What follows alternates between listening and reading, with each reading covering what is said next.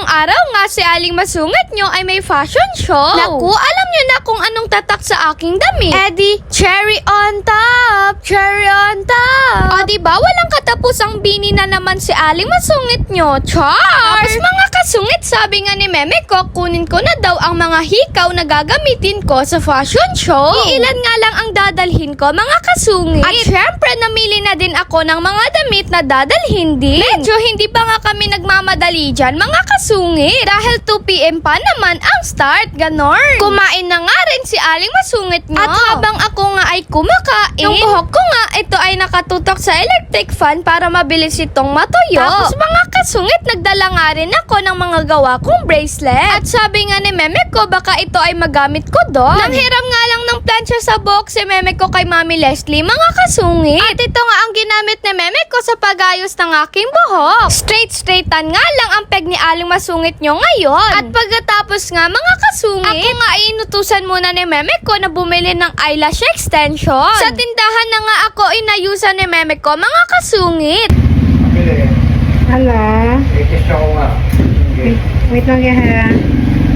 O diba, nakakaloka, nakuha pa talagang magtinda ng aking meme. Sayang daw kasi ang benta, may ganon, charot lang. At maya-maya nga lang, mga kasungit, nakapagayos na nga si meme ko ng kanyang sarili. At yung makeup ko nga ay inaayos niya na. Konti nga lang nagamit ang aming dadalhin, mga kasungit. Para nga kami ay maglakad ay hindi mahihirapan, ganon. Tapos mga kasungit, kami nga ay nasa labas na. Sabi nga ni Ma'am Cha, bago daw kami pumunta sa mall, ay kailangan naka-make up na. Para retouch na lang ba? Medyo makulimlim nga ang panahon ngayon. Kasing kulimlim naman ang kilikili ni Aling Masungit nyo. Char! Nakakaloka, mga kasungit. Sabi nga ni Meme ko, para daw akong maglalako ng paninda. Charot lang. At syempre, mga kasungit, nakasakay na nga ng jeep si Aling Masungit nyo. Naku, feeling ko tuloy ako ay pamilya ng Toro family. Dahil nga, pagkahaba ng aking pilik mata, feeling ko mami ko si Tony Fowler. Char!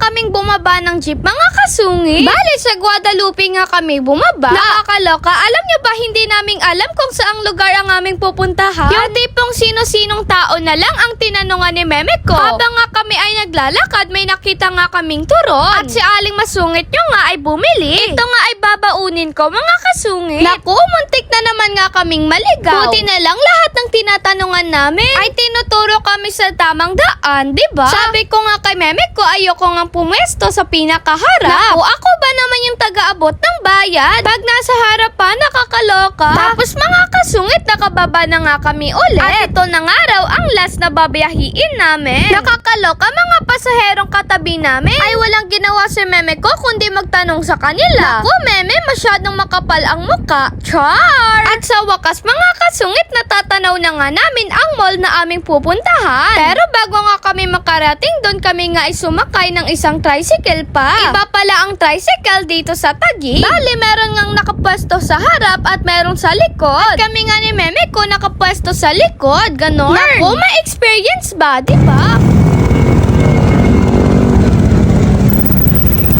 At sa larangan nga ng experience, kita nyo naman na ulan na. Naku, wish ko lang hindi lumakas. Kung hindi, ayari kami ni Meme dito. Char!